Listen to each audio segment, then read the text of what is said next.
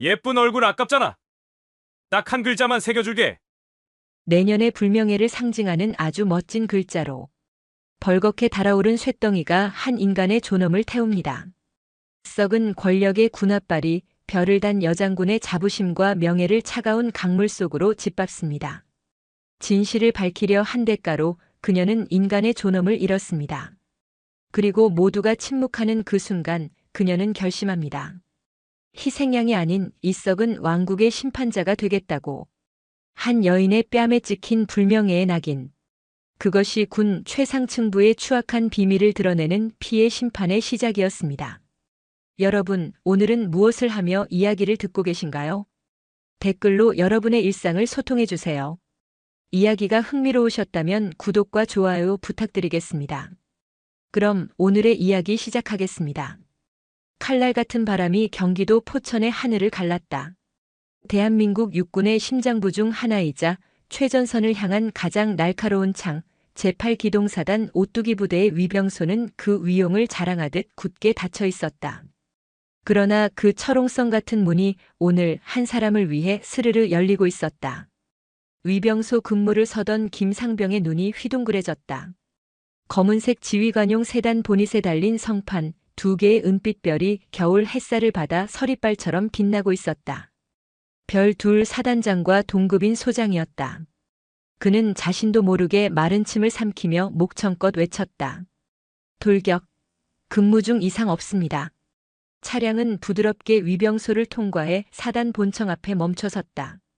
운전병이 재빨리 내려 뒷문을 열자 칠흑 같은 전투화가 먼저 땅을 밟았다.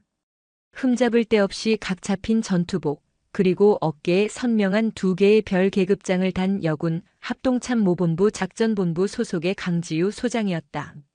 나이는 40대 후반으로 보였지만 그녀의 눈빛은 백전노장의 그것처럼 깊고 서늘했다.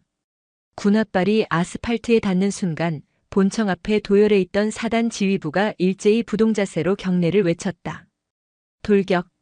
우레와 같은 함성이었지만 강지유는 눈 하나 깜빡하지 않았다.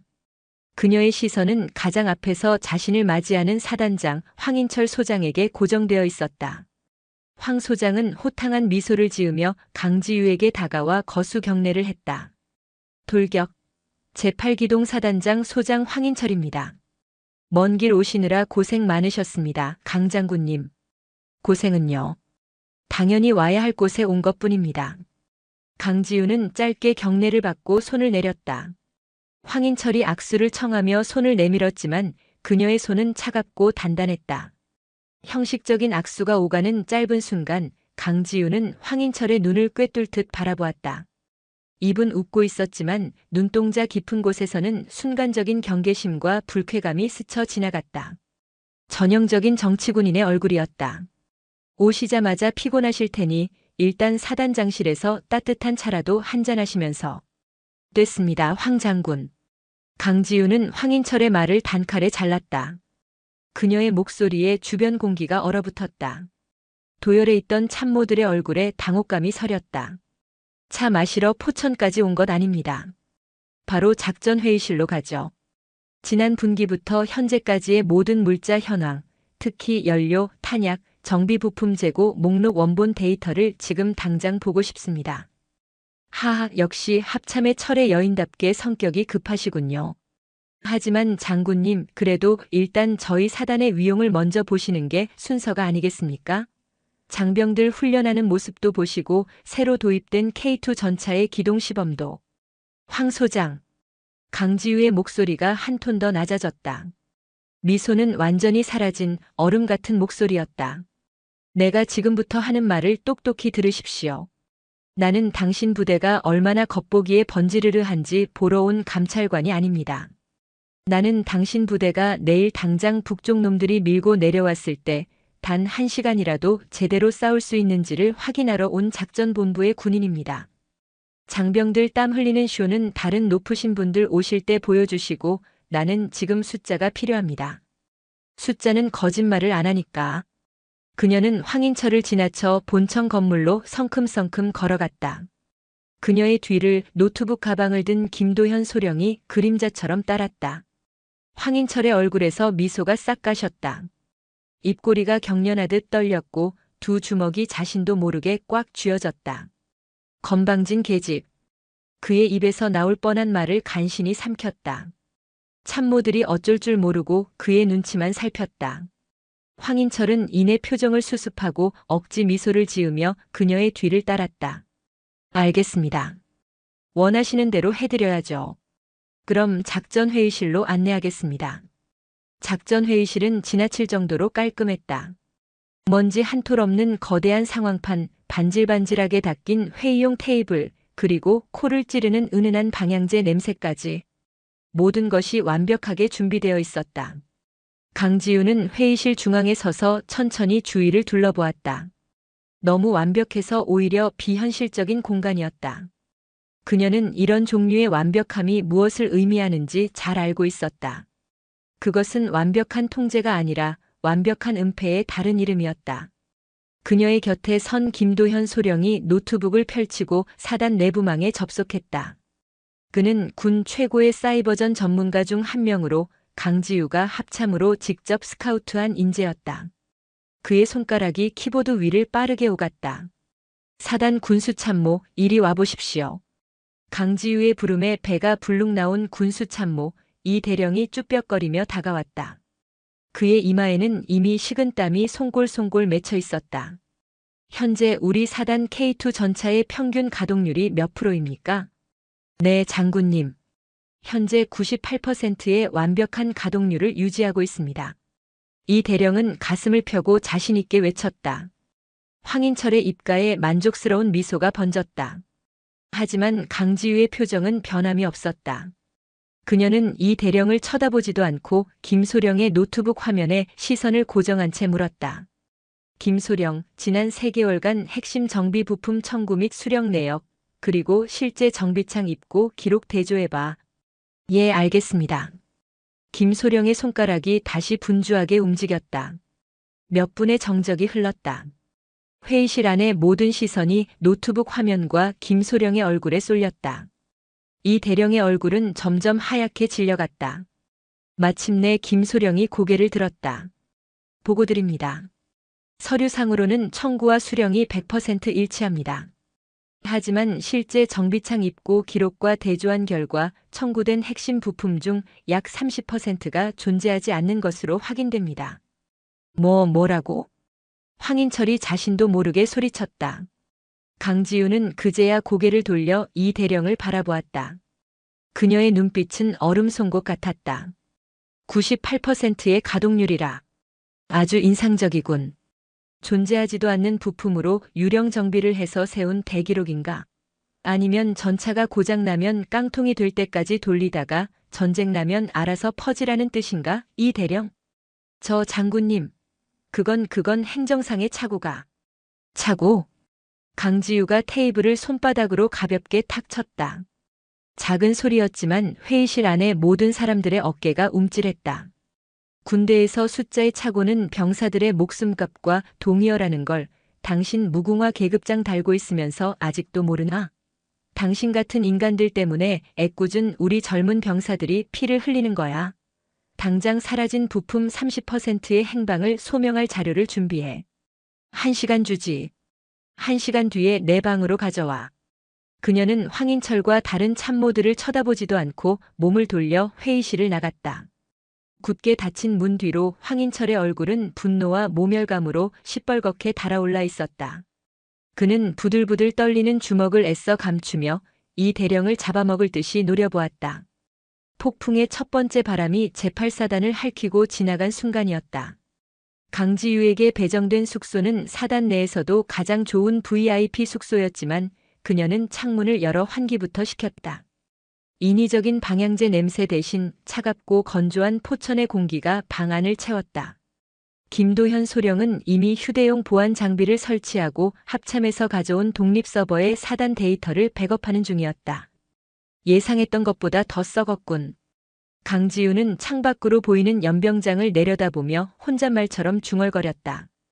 각 잡힌 제식 훈련을 하는 병사들의 모습은 한 폭의 그림처럼 완벽했다. 하지만 저 완벽함 뒤에 텅 빈 무기고와 움직이지 못하는 전차가 숨어 있다는 사실이 그녀의 속을 들끓게 했다. 장군님, 단순히 부품 몇 개 빼돌린 수준이 아닌 것 같습니다. 김소령이 심각한 표정으로 말했다.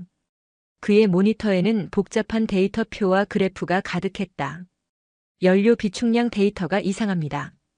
장부상으로는 전시 대비 41분 비축이 완료된 것으로 나오지만 실제 유류 저장고의 센서 데이터와 비교하면 최소 25% 이상의 차이가 발생합니다. 누군가 유류 재고 데이터를 주기적으로 조작하고 있습니다. 25% 기계화사단 전체 유류의 4분의 1이 증발했다는 소리군. 그 정도 양이면 빼돌려서 민간에 팔아도 수십억은 좋게 되겠어. 단순 판매가 아닐 수도 있습니다. 자금 흐름을 역추적해봐야겠지만 이 정도 규모의 비리는 사단장 결재 없이는 불가능합니다. 아마 더 윗선이 연루되어 있을 가능성도 배제할 수 없습니다. 강지우의 눈이 가늘어졌다. 윗선. 합참작전본부장인 박진성 중장, 그녀의 직속상관이자 황인철과 육사 동기인 그의 얼굴이 떠올랐다. 이번 파견을 명령한 것이 바로 박 중장이었다. 호랑이를 잡으라고 보냈더니 호랑이 굴을 청소하라는 뜻이었나 아니면. 그때 문을 두드리는 소리가 들렸다. 1시간 만에 땀으로 목욕을 한 듯한 이 대령이 서류 뭉치를 들고 서 있었다. 강지우는 그를 들어오게 하고 김소령에게 눈짓했다. 김소령은 소형 녹음 장치를 켰다. 가져왔나? 예, 장군님. 확인해 본 결과 저희 행정병이 실수를 해서 폐기 부품을 재고로 잘못 입력하는 바람에 생긴 오차였습니다. 정말 죄송합니다. 이 대령은 90도로 허리를 숙이며 변명했다. 강지우는 그가 내민 서류를 받지도 않고 싸늘하게 말했다. 그 어리바리한 행정병, 지금 당장 내 앞으로 데려와. 내가 직접 물어봐야겠으니. 네? 아, 그게 그 병사가 지금 휴가를 나가서. 휴가? 이 중요한 시점에 핵심 보직의 행정병이 휴가를 나갔다고. 좋아. 그럼 그 병사의 휴가 신청서와 승인 기록 지금 당장 가져와. 이 대령의 얼굴이 사색이 되었다. 그는 더 이상 아무 말도 하지 못하고 입술만 달싹거렸다. 나가봐. 강지우의 차가운 말에 이 대령은 도망치듯 방을 나갔다. 거짓말이 명백했다. 모든 것이 조작되고 은폐되고 있었다. 다음 날 오전 강지우는 사단 전체 참모진을 소집했다. 거대한 화이트보드가 놓인 작전회의실, 어제와는 달리 방향제 냄새도 나지 않았다. 무겁고 긴장된 침묵만이 감돌았다. 황인철은 굳은 표정으로 상석에 앉아 있었고 다른 참모들은 죄인처럼 고개를 숙이고 있었다. 강지우는 전투복 소매를 팔꿈치까지 걷어붙이고 직접 화이트보드 앞에 섰다. 검은색 마커를 들고 그녀는 거침없이 써 내려가기 시작했다. 제8기동사단 전시 준비 태세 문제점 1. 연료 장부상 41분 vs 실제 추정 28일분 12일분 부족. 전시 기동 시 7일 내 기동 불능 상태 돌입 예상. 2. 탄약 K9 자주포 고폭탄 비축량 기준치 대비 마이너스 35%. 개전 초기 화력전에서 적에게 일방적으로 제압당할 가능성 농후. 3. 핵심 정비 부품 K2 전차 및 K21 장갑차 핵심 부품 마이너스 30% 유실. 가동률 98%는 허위 보고. 실제 전시 가동률 60% 미만으로 추정. 그녀가 마커로 쓰는 소리만이 회의실을 채웠다. 빨간색 마커를 집어든 그녀는 부족, 기동 불능, 일방적 제압, 허위 보고 같은 단어들의 동그라미를 치고 밑줄을 그었다. 마치 시뻘건 주홍글씨를 새기는 것 같았다. 자, 이게 당신들이 자랑하는 완벽한 오뚜기 부대의 민낯입니다. 강지우는 마커를 내려놓고 참모들을 둘러보았다. 이건 군대가 아닙니다. 세금 축내는 거대한 사기 집단이지. 당신들은 지금 책상에 앉아서 서류 쪼가리로 소꿉 장난을 하고 있어. 전쟁이 나면 이 숫자 하나하나가 우리 병사들의 피와 목숨이라는 걸 정녕 모른단 말인가. 그녀의 목소리는 분노로 떨렸지만 한 글자 한 글자는 회의실 안의 모든 사람들의 심장에 비수처럼 박혔다. 연료가 없어서 기동을 못해. 포탄이 없어서 반격도 못해. 부품이 없어서 전차는 고철덩어리가 될 거야. 그렇게 우리 아들 같은 병사들을 적의 포탄바지로 만들 셈이었나? 당신들 무궁화 계급장이 부끄럽지도 않아. 아무도 대답하지 못했다. 그때 상석에 앉아있던 황인철이 천천히 자리에서 일어났다. 그는 박수를 짝짝 2번 쳤다. 예상 밖의 행동에 모두의 시선이 그에게 쏠렸다. 훌륭한 프리젠테이션이었습니다, 강 장군. 역시 합참에서 오신 분이라 그런지 숫자 분석 능력이 탁월하시군요. 그는 비꼬는 투로 말하며 강지우에게 다가왔다. 하지만 말입니다, 장군. 전쟁은 당신이 화이트보드에 쓰는 저 숫자 노름으로 하는 게 아닙니다. 피와 땀 그리고 전우애로 하는 거지. 당신처럼 에어컨 나오는 사무실에 앉아 펜대만 굴리던 사람이 과연 현장의 치열함을 알기나 할까요? 황인철은 강지우의 바로 앞에 서서 그녀를 내려다보며 도발적으로 말했다. 그렇게 숫자가 중요하다면 내일 직접 몸으로 증명해 보시겠습니까? 우리 사단 최정예 수색 대대원들과 함께 실제 전술 훈련 코스를 완주하는 겁니다. 물론 장군께서도 직접 장구 차고 뛰셔야 합니다. 서류 위가 아닌 흙먼지 속에서 진짜 전투력이 무엇인지 한번 보여주시죠. 못하시겠습니까? 철의 여인이라는 별명이 아까운데. 회의실의 모든 공기가 팽팽하게 당겨졌다. 그것은 단순한 제안이 아니었다. 여군이라는 편견과 책상 물림이라는 조롱이 담긴 명백한 도전이자 결투 신청이었다. 참모들의 눈빛이 흔들렸다. 그들은 이제 강지우의 입을 주목하고 있었다. 강지우는 황인철의 오만한 눈을 피하지 않고 똑바로 마주보았다. 그리고 그녀의 입가에 처음으로 희미한 미소가 떠올랐다. 그것은 얼음처럼 차갑고 칼날처럼 날카로운 미소였다. 좋습니다, 황 소장. 당신이 원한다면 기꺼이 놀아주도록 하죠. 다음 날 새벽 8사단 특수수색대대 전용 훈련장의 공기는 팽팽한 긴장감으로 가득했다. 아직 어둠이 채 가시지 않은 여명 속에서 2개의 팀이 출발선에 나란히 섰다. 한쪽은 황인철 소장이 직접 이끄는 사단 최정예 수색대대원 5명. 이들은 한눈에 보기에도 강인한 육체와 살기를 뿜어내는 베테랑들이었다. 다른 한쪽은 강지우 소장과 그녀가 합참에서 데려온 김도현 소령, 그리고 사단 본부에서 자원한 3명의 젊은 장교들이었다. 상대적으로 왜소해 보이는 오합지졸에 가까운 팀이었다. 관중석에는 사단의 주요 참모들이 모두 모여 이 광경을 지켜보고 있었다. 그들의 얼굴에는 호기심과 조롱, 그리고 약간의 불안감이 뒤섞여 있었다. 황인철은 자신만만한 미소를 지으며 강지우를 쳐다보았다.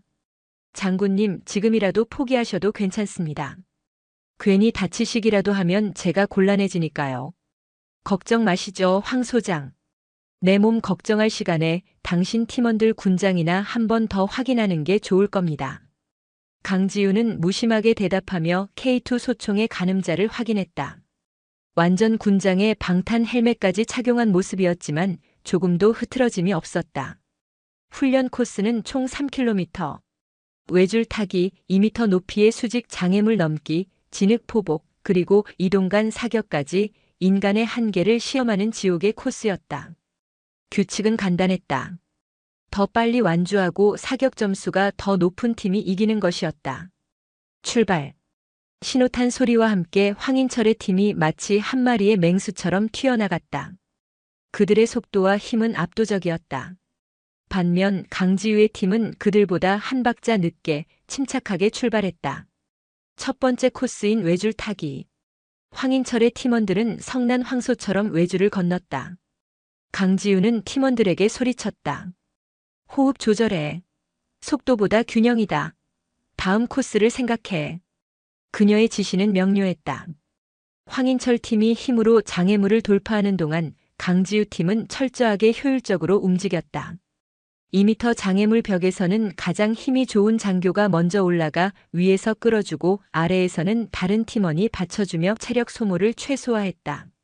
황인철의 팀원들이 각자 개인의 능력으로 벽을 넘는 것보다 시간은 조금 더 걸렸지만 그들의 호흡은 훨씬 안정적이었다.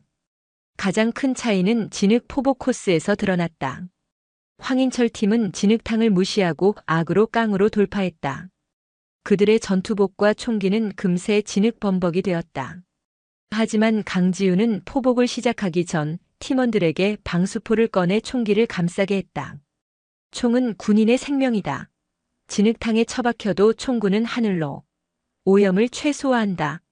그녀의 외침에 팀원들은 일사불란하게 움직였다.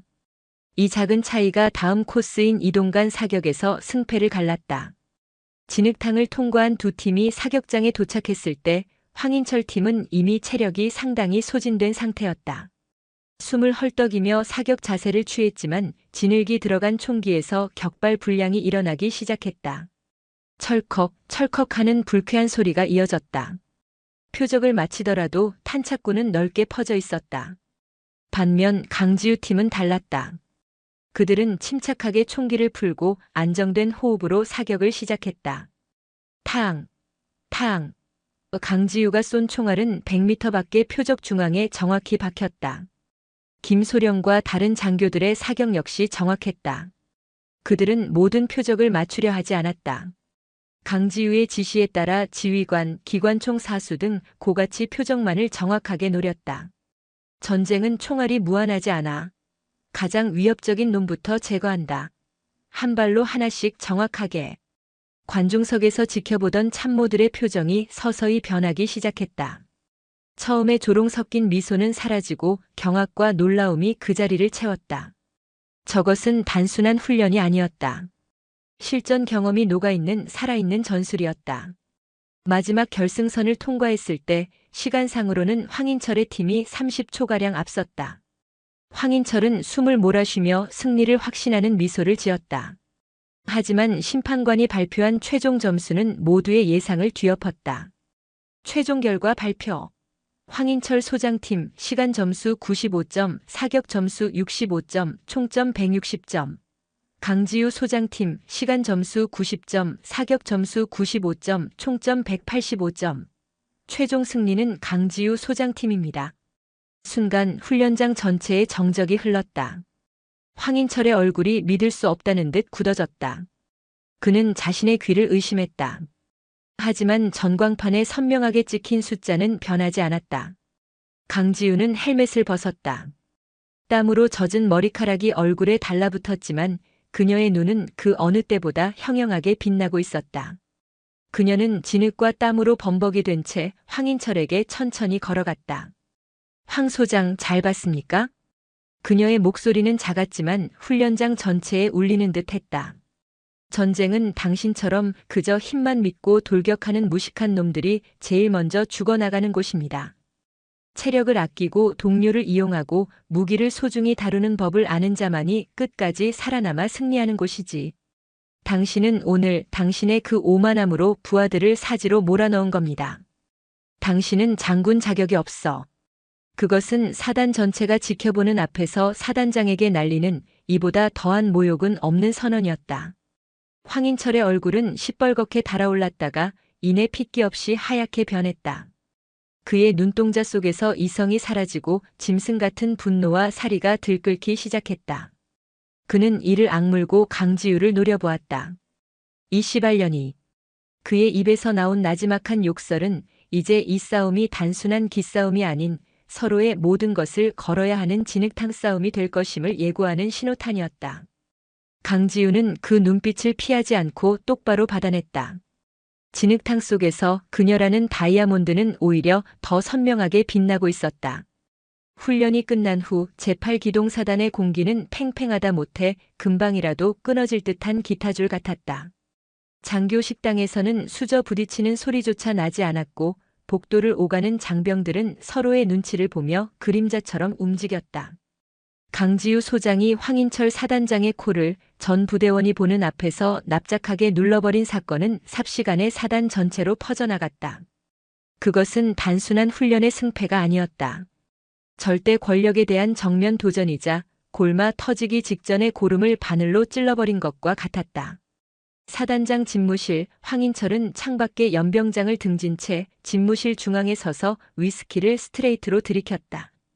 독한 알코올이 식도를 태우고 내려갔지만 가슴속에서 들끓는 분노와 치욕은 조금도 가라앉지 않았다. 그의 등 뒤로 사단 감찰 참모인 윤태진 대령이 굳은 얼굴로 서 있었다. 윤 대령은 황인철의 육사 후배이자 그의 손발이 되어 사단 내의 온갖 더러운 일을 처리해주는 충실한 사냥개였다. 그 계집이 감히 이 황인철의 얼굴에 똥을 칠했어. 황인철이 으르렁거리듯 말했다. 그의 손에 들린 크리스털 잔이 부들부들 떨렸다. 전 장병이 보는 앞에서 나를 일개 암캐만도 못한 놈으로 만들었단 말이다. 송구합니다, 사단장님. 제가 미리 손을 써서 훈련의 변수를 만들었어야 했는데. 닥쳐. 황인철이 잔을 벽난로에 집어던졌다.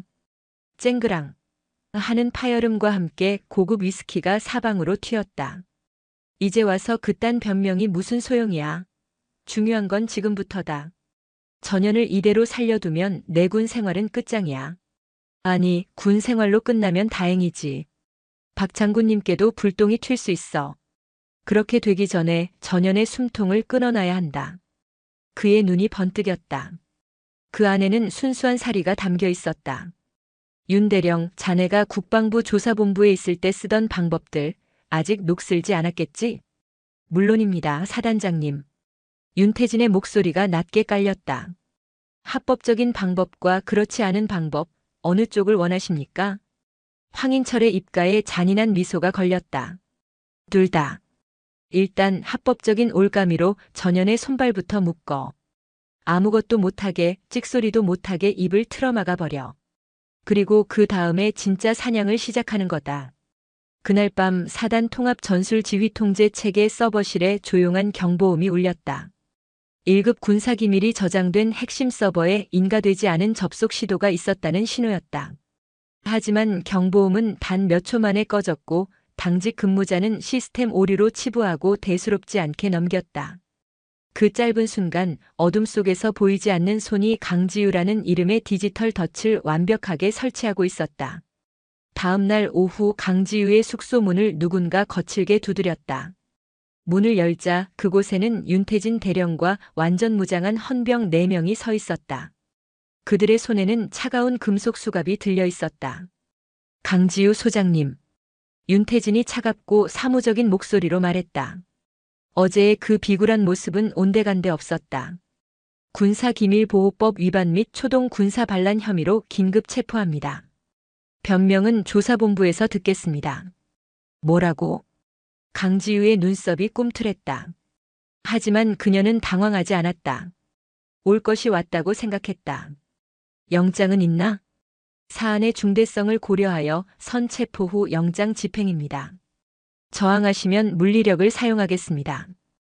헌병들이 한 걸음 앞으로 다가섰다. 강지우의 숙소에서 함께 데이터를 분석하던 김도현 소령이 앞을 가로막았다. 이게 무슨 짓입니까? 증거도 없이 합참본부 소속 장성을 이렇게 막무가내로 체포할 수 있단 말입니까? 비켜 소령. 윤태진이 김소령의 어깨를 거칠게 밀쳤다. 당신도 공무집행 방해죄로 엮이고 싶지 않으면 당장 꺼져. 이것은 사단장님의 직접 명령이다. 강지우는 김소령에게 고개를 저어 보였다. 그리고는 아무 말 없이 두 손을 앞으로 내밀었다. 철컥. 차가운 수갑이 그녀의 양손목에 채워졌다. 그녀는 한치의 흐트러짐 없는 자세로 윤태진을 꿰뚫어 볼 듯이 응시했다. 후회하게 될 거다, 대령. 그 말은 제가 장군님께 해드리고 싶군요. 윤태진이 비릿하게 웃었다. 강지우는 헌병들에게 이끌려 숙소를 나섰다. 복도와 본청 앞에는 소식을 듣고 나온 수많은 장교와 병사들이 그녀를 지켜보고 있었다. 어제까지만 해도 경외와 두려움의 대상이었던 철의 여인이 오늘은 한낱 범죄자처럼 수갑을 차고 끌려가고 있었다. 황인철은 본청 2층 사단장실 창가에 서서 그 모습을 만족스러운 미소로 내려다보고 있었다. 완벽한 승리감에 도취된 표정이었다. 강지우가 호송차에 오르기 직전 그녀는 자신을 지켜보는 인파 속에서 김도현 소령과 눈을 마주쳤다. 그녀는 아무 말도 하지 않았다. 하지만 그녀의 눈빛은 선명한 메시지를 담고 있었다. 이건 연극이다. 진짜 증거를 찾아. 아무도 믿지 마. 김도현은 굳은 얼굴로 고개를 끄덕였다.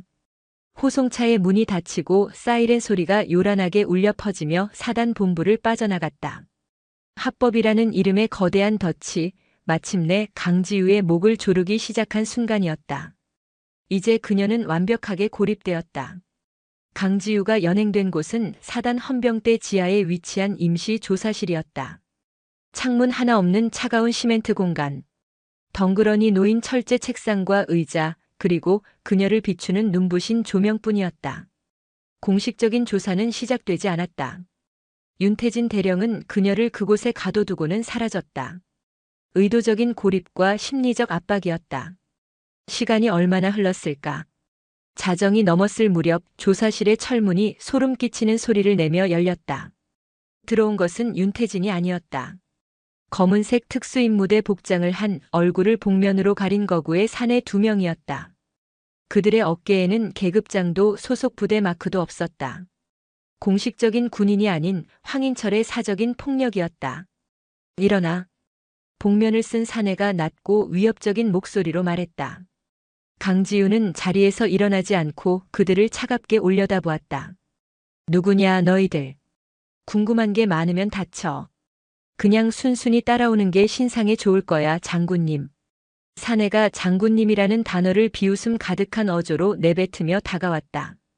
강지우가 저항하려 몸을 일으키는 순간 다른 사내가 그녀의 등 뒤로 다가가 목을 팔로 감아 졸랐다. 컥. 순간적으로 호흡이 막혔다. 그녀는 필사적으로 버텼지만 압도적인 완력의 차이를 극복할 수는 없었다. 의식이 흐려지는 것을 느끼며 그녀는 속으로 욕설을 삼켰다. 정신을 차렸을 때 그녀는 차갑고 축축한 흙바닥 위에 쓰러져 있었다. 머리 위로는 녹슨 철골 구조물이 보였고 코끝에서는 곰팡이와 기름 냄새가 진동했다. 경기도 북부 민통선 인근에 버려진 낡은 군용 창고 아니었다. 손과 발은 굵은 케이블 타이로 단단히 묶여 있었다. 정신이 좀 드나 강장군? 어둠 속에서 익숙한 목소리가 들려왔다. 천천히 고개를 돌리자 그곳에는 캠핑용 의자에 앉아 불쾌한 미소를 짓고 있는 황인철이 있었다. 그의 옆에는 윤태진 대령이 그림자처럼 서 있었다.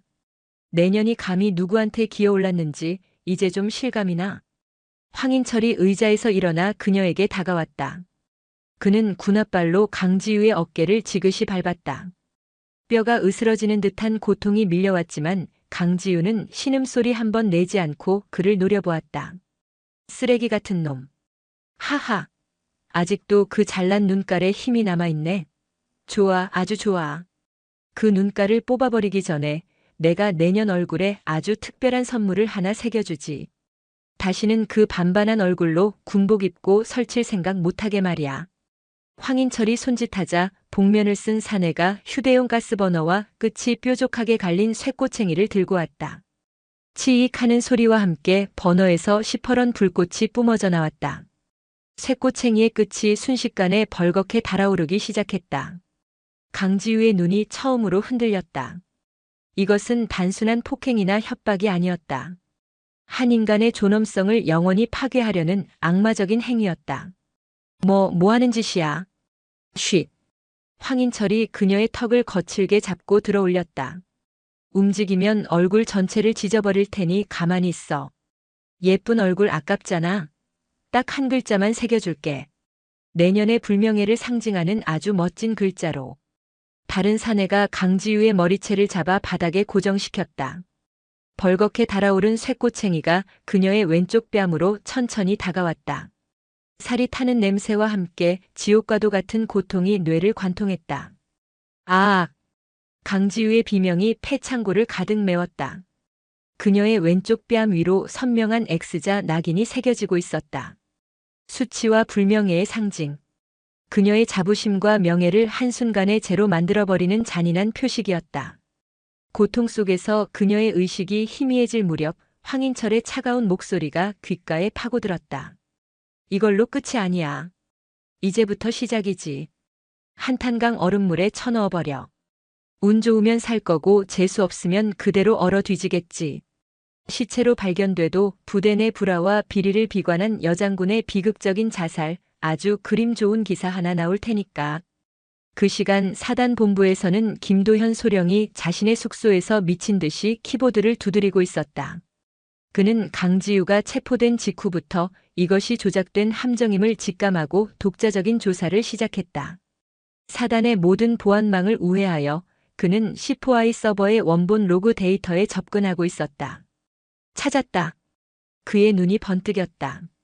서버 로그 기록 중 단 하나 밀리초 단위의 타임스탬프가 미세하게 어긋나는 부분을 발견한 것이다. 일반적인 분석으로는 절대 찾아낼 수 없는 신의 영역에 가까운 해킹의 흔적이었다. 누군가 외부에서 시스템 시간을 강제로 동기화시켜 접속 기록을 조작했다는 명백한 증거였다. 그리고 그 조작된 로그가 생성된 IP 주소를 역추적하자 화살표는 단 한 곳을 가리키고 있었다. 바로 사단장 황인철의 집무실에 연결된 내부 사설망이었다. 증거를 확보한 순간 그의 심장이 쿵 하고 내려앉았다. 단순한 누명을 넘어 무언가 끔찍한 일이 벌어지고 있다는 불길한 예감이 온몸을 휘감았다. 그는 즉시 강지우의 위치를 추적하기 시작했다. 하지만 그녀의 모든 통신 장비는 꺼져 있었고 공식적인 행적은 헌병대 조사실에서 멈춰 있었다. 한편 의식을 잃은 강지우는 칠흑 같은 어둠 속에서 차에 실려 어디론가 옮겨지고 있었다. 차가 멈춘 곳은 인적 없는 한탄강의 강변.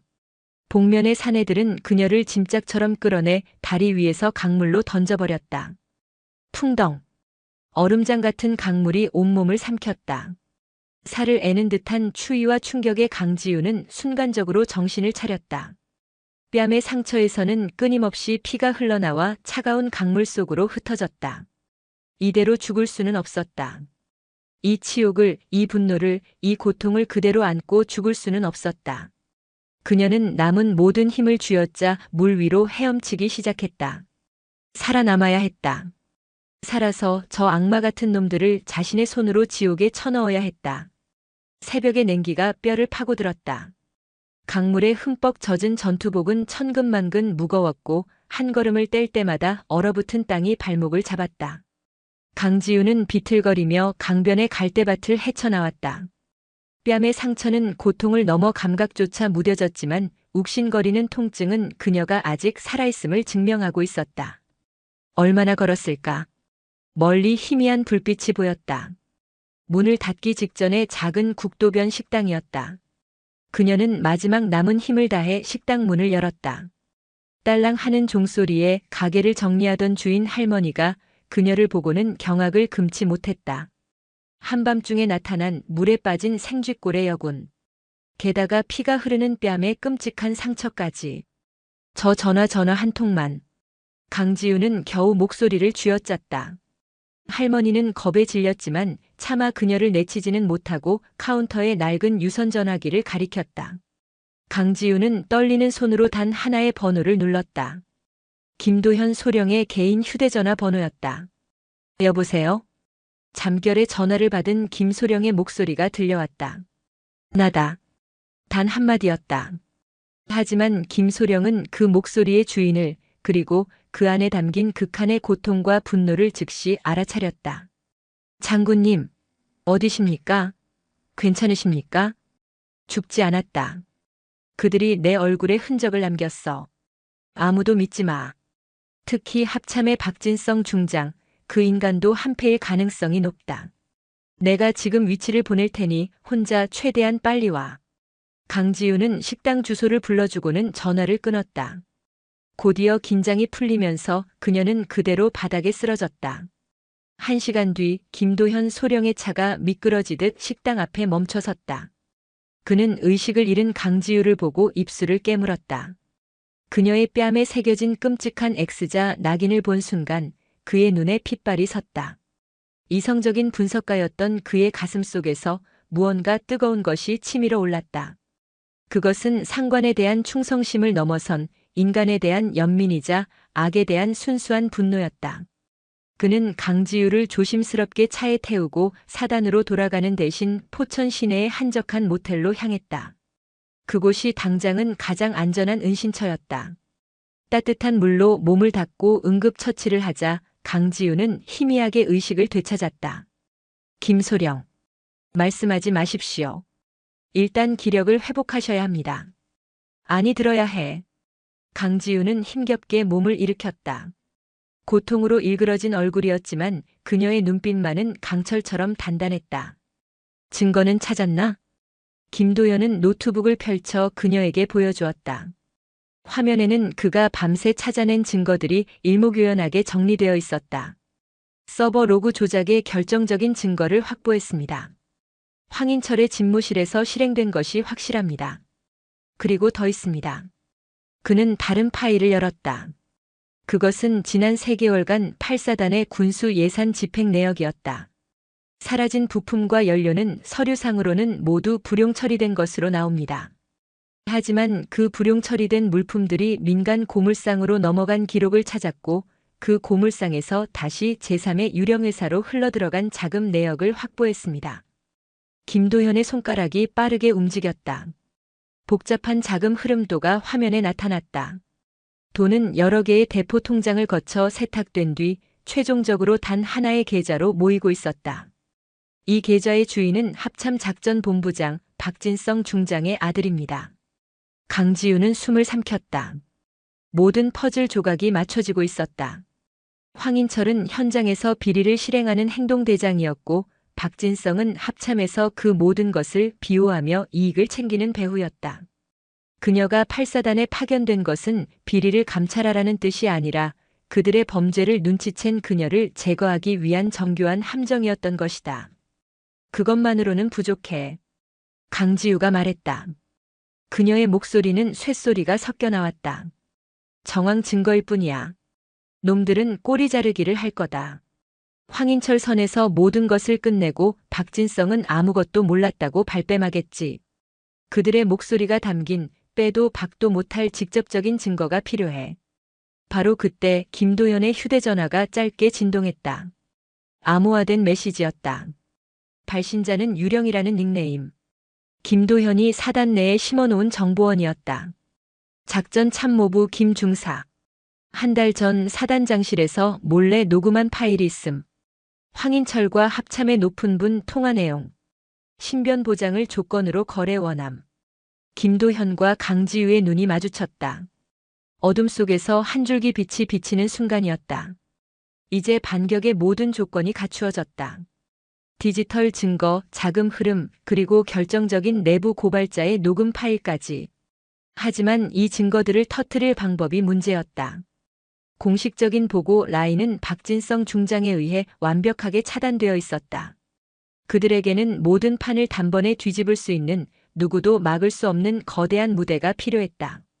김도현이 노트북으로 사단 일정을 검색했다. 그리고 그의 손가락이 한 곳에서 멈췄다. 제8기동 사단 창설 기념 및 사단장 이취임식. 일주일 후. 합참의장 및 군단장, 지역 국회의원, 언론사 기자단 참석 예정. 강지우는 자신의 얼굴이 비치는 꺼진 노트북 화면을 바라보았다. 화면 속 그녀의 뺨에 새겨진 끔찍한 X자 흉터가 선명했다. 황인철이 그녀에게 새긴 불명예의 낙인. 하지만 이제 그 의미는 바뀌었다. 그들이 내게 전쟁을 선포했으니 기꺼이 응해줘야지. 그녀가 상처 입은 뺨을 어루만지며 나지막이 은조렸다. 가장 화려한 무대에서 가장 처참한 방식으로. 저놈들의 군복을 벗겨 갈기갈기 찢어주겠어. 그것은 더 이상 명예를 위한 싸움이 아니었다. 상처 입은 짐승의 처절한 복수가 시작되고 있었다. 어둠이 내린 8사단은 거대한 짐승처럼 조용히 웅크리고 있었다. 모든 불빛은 통제된 질서 속에서 빛났고 모든 소음은 정해진 규칙 안에서만 허용되었다. 하지만 그 완벽한 통제 아래 보이지 않는 균열이 생겨나고 있었다. 김도현 소령은 사단 PX 구석, 창고로 이어지는 작은 문 앞에 웅크리고 있었다.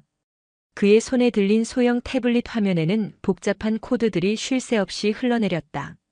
그는 지금 사단 전체의 통신망과 CCTV 보안 시스템에 유령을 심고 있었다. 특정 시간, 특정 구역의 모든 감시 장비를 5분간 루프 영상으로 돌리고 통신 기록을 지워버리는 프로그램이었다. 군 최고의 사이버전 전문가인 그에게도 등줄기에 식은땀이 흐르는 위험천만한 도박이었다. 약속 시간인 23시 정각. 창고 문이 아주 조심스럽게 열리고 겁에 질린 얼굴의 한 병사가 모습을 드러냈다. 작전참모부 소속의 김민준 중사였다. 그의 손에는 작은 SD카드가 들려 있었다. 정말 제 신변은 보장해 주시는 겁니까? 김 중사의 목소리는 거의 기어들어갈 듯 작게 떨렸다. 그는 황인철과 박진성의 대화를 우연히 녹음한 뒤 그 파일이 자신의 목을 조르는 시한폭탄이 될까봐 매일 밤 공포에 시달리고 있었다. 걱정 마라, 김 중사. 자네는 부패한 군을 바로잡는 용기 있는 군인으로 기록될 거다. 이 파일이 그 증거다. 김도현이 낮은 목소리로 그를 안심시키며 SD카드를 건네받았다. 바로 그 순간 창고 복도 저편에서 여러 개의 군합발 소리와 함께 손전등 불빛이 다가왔다. 윤태진 대령이 이끄는 심야 순찰조였다. 거기 누구야? 김도현의 심장이 멎는 듯 했다.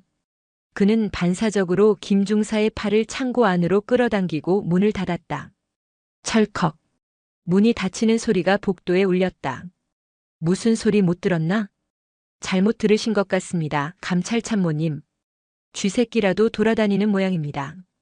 순찰조의 대화가 문틈으로 새어들어왔다. 김도현은 숨을 죽였다. 1초가 1년처럼 느껴지는 시간. 다행히 순찰조는 별다른 의심 없이 지나쳐갔다. 김도현과 김중사는 온몸이 땀으로 흠뻑 젖은 채 한동안 서로를 마주보았다. 죽음의 문턱을 함께 넘은 전우처럼 그들의 눈빛에는 말로 표현할 수 없는 유대감이 생겨나고 있었다. 포천 시내의 모텔로 돌아온 김도현은 떨리는 손으로 SD카드를 노트북에 삽입했다. 그리고 강지우와 함께 헤드폰을 나눠 끼고 파일을 재생했다. 지직거리는 잡음 너머로 두 남자의 목소리가 흘러나왔다. 예, 박 장군님. 강지우 그년 아주 기고만장해서 제 발로 함정에 걸어 들어왔습니다. 처리하는 건 시간 문제입니다. 잘하고 있어, 황 장군. 역시 내 사람이야. 그년만 처리하면 자네 3군 단장 자리는 따놓은 당상이야. 이번에 빼돌린 예산으로 윗분들 떡값도 두둑이 챙겨드렸으니 아무 걱정 말고 마무리 잘하게. 염려 놓으십시오. 2번 다시 군복 못 입게 아주 확실하게 흔적을 남겨주겠습니다. 녹음 파일을 다 듣고 난 두 사람 사이에는 무거운 침묵이 흘렀다. 그것은 단순한 비리 증거가 아니었다. 국가를 지켜야 할 장성들이 자신들의 사리사욕을 위해 한 군인의 명예와 목숨을 파리 목숨처럼 여기는 악마의 목소리 그 자체였다. 강지우는 조용히 헤드폰을 벗었다. 그녀의 눈은 더 이상 분노로 타오르지 않았다. 모든 감정이 사라진 차갑고 텅 빈 심연과도 같은 눈이었다. 그 눈으로 김도현을 바라보며 그녀가 나지막이 말했다. 이제 사냥을 시작한다. 모텔방의 낡은 거울 앞에 강지우가 서 있었다. 그녀는 상처 소독을 위해 처음으로 자신의 얼굴을 제대로 마주했다. 왼쪽 뺨에 선명하게 새겨진 X자 낙인.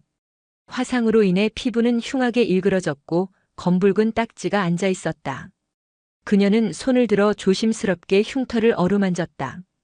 그 순간 단순한 고통을 넘어선 깊은 무력감과 수치심이 온몸을 덮쳤다.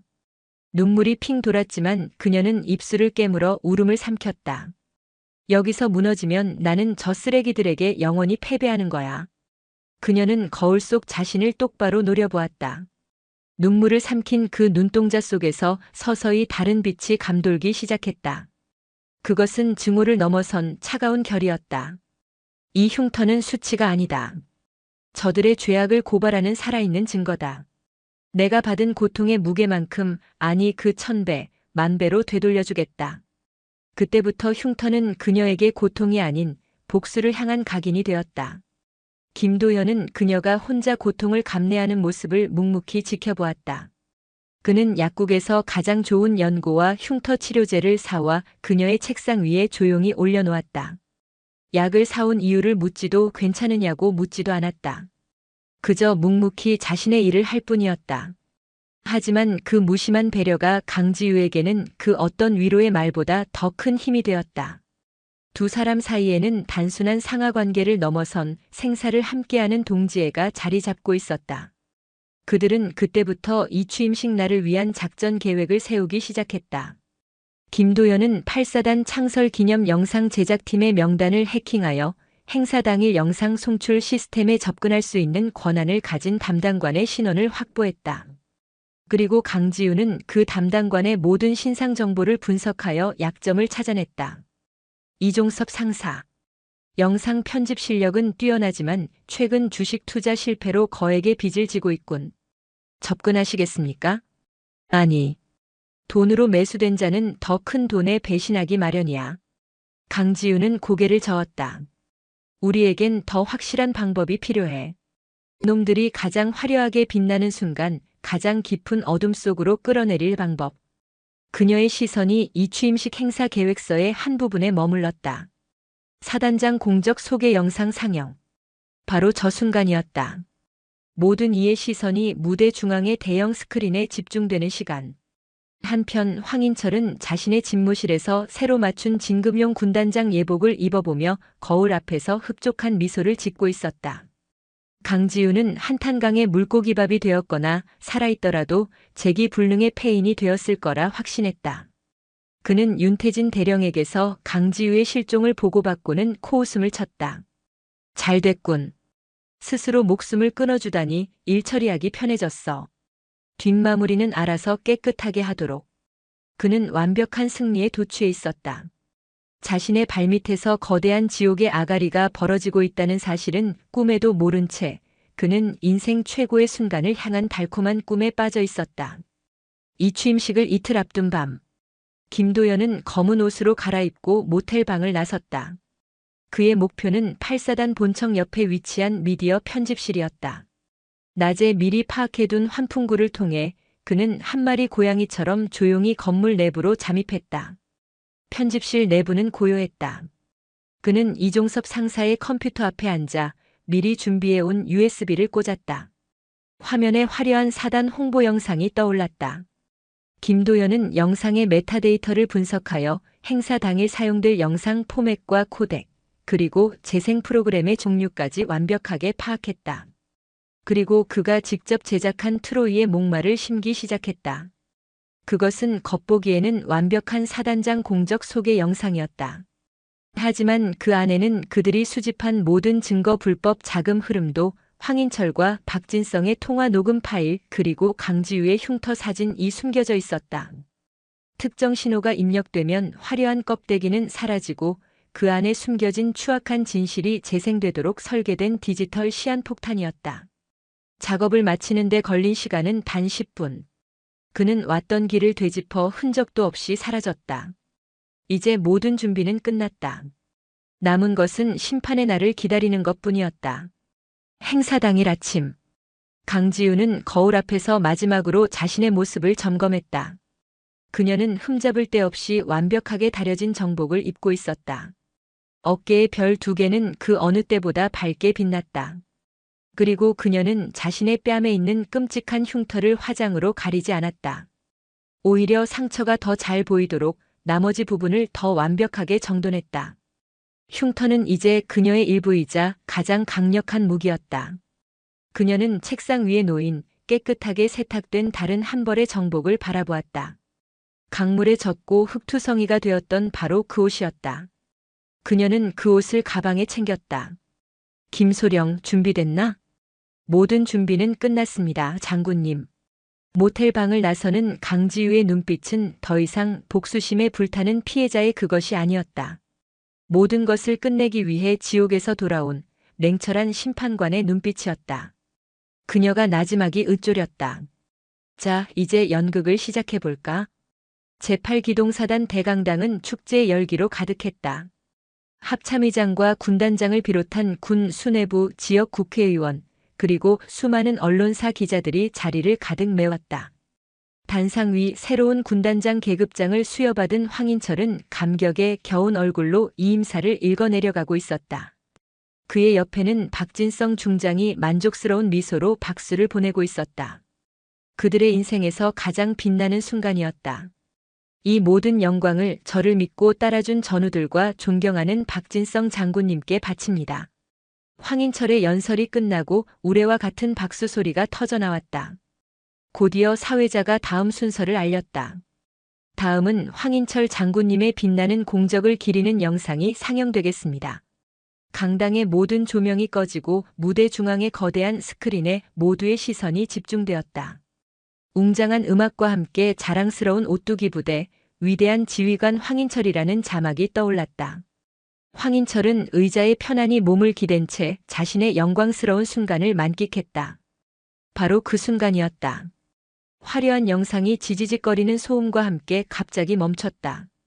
그리고 화면이 바뀌었다. 스크린에 나타난 것은 복잡한 계좌 흐름도였다. 8사단 군수 예산에서 시작된 돈이 유령회사를 거쳐 박진성 중장 아들 박모 씨의 계좌로 흘러들어가는 과정이 적나라하게 펼쳐졌다. 장내가 술렁이기 시작했다. 뭐야? 저게 뭐야? 황인철이 자리에서 벌떡 일어났다. 박진성의 얼굴은 하얗게 질렸다. 하지만 그것은 시작에 불과했다. 계좌 흐름도가 사라진 화면 위로 음성 파일의 파형이 나타났다. 그리고 강당 전체에 너무나도 익숙한 두 남자의 목소리가 지옥의 속삭임처럼 울려 퍼졌다. 강지우 그년 아주 기고만장해서 제 발로 함정에 걸어 들어왔습니다. 처리하는 건 시간 문제입니다. 그년만 처리하면 자네 3군 단장 자리는 따놓은 당상이야. 이번에 빼돌린 예산으로 윗분들 떡값도 두둑이 챙겨드렸으니 모든 소음이 멎었다. 대강당은 거대한 무덤처럼 변했다. 기자들의 카메라 플래시 터지는 소리만이 정적을 갈랐다. 그리고 마침내 마지막 영상이 스크린을 가득 채웠다. 고통과 분노로 일그러진 한 여자의 얼굴. 그리고 그 왼쪽 뺨에 선명하게 새겨진 끔찍한 X자 낙인. 화면은 강지우의 얼굴을 극단적으로 클로즈업하고 있었다. 그리고 그 아래 붉은 피 흘리는 듯한 글씨가 떠올랐다. 이것이 당신들이 말하는 군인의 명예인가? 대강당의 모든 문이 동시에 쾅 하고 열렸다. 검은색 특임대 복장을 한 국방부 직속 특별감찰단 요원들이 총을 든 채 쏟아져 들어왔다. 그리고 그 순간 강당 뒤편의 문이 열리고 한 사람이 천천히 걸어 들어왔다. 흠잡을 데 없는 완벽한 정복. 빛나는 두 개의 별. 그리고 왼쪽 뺨에 스크린 속 상처와 똑같은 끔찍한 흉터를 가진 여장군 강지우였다. 그녀는 얼어붙은 사람들 사이를 지나 망연자실한 채 자신을 바라보는 황인철과 박진성의 앞을 지난 단상 위 마이크 앞에 섰다. 그녀의 차갑고도 슬픈 눈이 강당 안의 모든 사람들을 훑었다. 그리고 그녀의 입이 열렸다. 대한민국 육군 소장 강지우. 지금부터 저 악마들의 죄를 심판하고 짓밟힌 군의 명예를 되찾기 위한 나의 마지막 전쟁을 시작한다. 강지우의 목소리가 마이크를 통해 대강당 전체에 울려 퍼지는 순간 세상의 모든 소리가 멎었다. 얼어붙은 시간 속에서 사람들은 숨 쉬는 것조차 잊은 채 단상 위의 그녀를 그리고 스크린 속 그녀의 끔찍한 흉터를 번갈아 쳐다보았다. 가장 먼저 정적을 깬 것은 황인철이었다. 이성을 잃은 그의 눈이 핏발로 가득 찼다. 그는 자신을 향해 다가오는 특별감찰단 요원들을 뿌리치고 무대 위로 미친 듯이 돌진했다. 이게 같은 년, 내년을 여기서 찢어 죽여버릴 거야. 그의 손이 강지우의 멱살을 잡으려는 순간 옆에 서 있던 김도현 소령이 번개처럼 그의 팔을 꺾어 뒤로 돌렸다. 우두둑 하는 뼈 어긋나는 소리와 함께 황인철의 입에서 짐승 같은 비명이 터져나왔다. 곧이어 달려든 감찰단 요원들이 그의 남은 팔과 다리를 제압해 바닥에 찍어 눌렀다. 단상 위 화려하게 장식된 꽃과 휘장들 사이로 방금 전까지 3군단 진급을 자축하던 자의 얼굴이 처참하게 지식여졌다. 이거 안 나. 내가 누군지 알아. 나는 대한민국 육군 중장 황인철이야. 그의 발악은 공허한 외침일 뿐이었다. 감찰단 요원 중 한 명이 그의 어깨에 달린 별 3개의 계급장을 거칠게 뜯어냈다. 찍하는 소리와 함께 그의 모든 권위와 명예가 조각난 천조가리가 되어 바닥에 나뒹굴었다. 반면 박진성 중장은 다른 방식으로 무너지고 있었다. 그는 필사적으로 주변의 동료 장성들에게 눈짓을 보내며 도움을 청했다. 이봐, 김 장군, 최 장군, 이건 모함이야. 전현이 군을 전복시키려는 음모라고. 당장 전현을 체포해. 하지만 아무도 그와 눈을 마주치지 않았다. 어제까지 그의 앞에서 굽실거리던 장군들은 마치 그가 투명인간이라도 된 듯 시선을 피했다. 권력이란 신기루와 같아서 한번 무너지기 시작하면 누구도 붙잡아주지 않는다는 것을 그는 뼛속 깊이 깨닫고 있었다. 감찰단장이 그의 앞에 다가와 차가운 목소리로 말했다. 박진성. 내란 예비 음모, 군용물 횡령, 직권 남용, 살인 교사 혐의로 긴급 체포한다. 당신은 지금 이 순간부터 모든 직위가 해제되며 변호사를 선임할 권리가 없다. 군의 명예를 더럽힌 죄는 그 어떤 관용도 허락하지 않았다. 2명의 죄인이 수갑을 찬 채 끌려나갔다. 그들은 기자들의 카메라 플래시 세례를 받으며 자신들이 그토록 지키려 했던 군대의 가장 치욕스러운 역사로 기록되고 있었다. 그들이 강지우의 앞을 지나쳐갈 때였다. 강지우는 그들의 길을 막아서고 그들의 눈을 똑바로 쳐다보며 말했다. 그녀의 목소리는 마이크 없이도 대강당의 모든 이들의 심장에 박힐 만큼 서늘하고 명징했다. 그 계급장은 추운 겨울 철책을 지키는 병사들의 동상과 뜨거운 여름 훈련장에서 흘리는 장병들의 땀으로 만든 것이다. 그녀는 천천히 자신의 왼쪽 뺨을 가리켰다. 끔찍한 흉터가 조명 아래 적나라하게 드러났다. 너희들이 내 얼굴에 새긴 이 낙인은 이제 너희들의 영원한 죄의 증표가 되어 대한민국 국군의 역사에 기록될 것이다. 너희는 오늘 군복을 입은 악마로 죽었다. 그녀의 말이 끝나자 누가 먼저랄 것도 없이 강당 뒤편의 사관생도들부터 시작해 젊은 장교들과 병사들이 자리에서 일어나 그녀를 향해 거수경례를 붙였다. 경례는 파도처럼 번져나가 마침내 합참의장을 비롯한 모든 군인이 그녀를 향해 경례하고 있었다. 그것은 계급에 대한 복종이 아닌 짓밟힌 군의 명예를 되찾은 한 진정한 군인에 대한 존경과 헌사의 경례였다. 잿더미가 된 축제의 현장 위로 그렇게 새로운 군가가 울려 퍼지고 있었다. 6개월 후 대한민국 국군은 건군 이래 최대의 격변을 겪고 있었다. 강지우 게이트로 명명된 그 사건은 황인철과 박진성에서 그치지 않았다. 군납 비리, 인사청탁, 기밀 유출 등으로 썩어있던 군의 최상층부까지 뿌리 뽑는 거대한 태풍의 시발점이 되었다.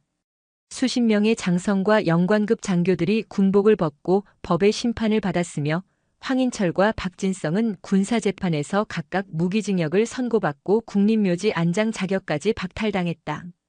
그리고 그 태풍의 중심에는 이제 3개의 별을 어깨에 단 강지우 중장이 있었다. 그녀는 국방부 직속으로 신설된 특별감찰단의 초대 단장을 맡았다. 그녀의 권한은 막강했다. 성역 없이 군의 모든 곳을 감찰하고 비리가 발견될 시 지휘고하를 막론하고 즉시 수사권을 발동할 수 있었다. 그녀의 집무실에는 신뢰가 곧 국방이다라는 액자가 걸려 있었다. 김도연은 중령으로 특진하여 특별감찰단 사이버 감찰팀장이라는 중책을 맡아 여전히 그녀의 가장 날카로운 창이 되어주고 있었다. 내부 고발자였던 김민준 중사는 전역 후 국가의 보호 아래 새로운 삶을 시작했다. 어느 맑은 가을날 강지우는 제8기동 사단을 다시 찾았다. 그녀의 방문에 사단은 초긴장 상태였지만 과거의 그 비굴하고 은폐하려던 분위기와는 달랐다. 건강하고 투명한 긴장감이었다. 그녀는 사단장이나 참모들을 먼저 만나지 않고 신병교육대 훈련장을 먼저 찾았다. 흙먼지 속에서 각계 전투 훈련을 받던 앳된 얼굴의 훈련병들이 그녀의 등장에 잠시 훈련을 멈췄다. 한 훈련병이 그녀에게 질문했다. 장군님, 장군님의 얼굴에 있는 상처는 싸우시다 얻은 영광의 상처입니까? 강지우는 그 어린 용사의 눈을 바라보며 희미하게 미소 지었다. 아니다, 훈련병.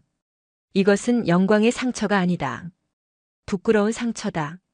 훈련병들의 얼굴에 의아함이 스쳤다. 이것은 동료를 믿지 못하고 시스템이 썩어가는 것을 방치했던 우리 군 전체의 부끄러운 자화상이다. 나는 너희들이 다시는 나처럼 이런 부끄러운 상처를 얻지 않도록 하기 위해 이 자리에 서 있는 것이다. 너희는 투명하고 정의로운 군대에서 오직 적과 싸워서만 영광의 상처를 얻어야 한다.